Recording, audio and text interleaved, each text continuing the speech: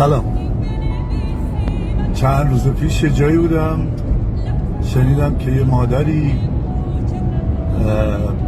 فرزند 4-5 سالش رو به خاطر اینکه سیب میخواست داشت کتک میزد. یعنی چون پول نداشت با پس کردنی داشت بچهش رو از دم میوه فروشی رد میکرد.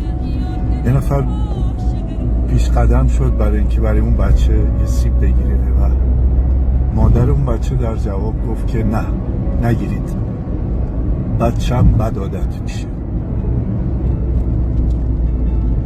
خواستم فقط یادآوری کنم در یک چنین سرزمینی داریم زندگی میکنیم آقایون.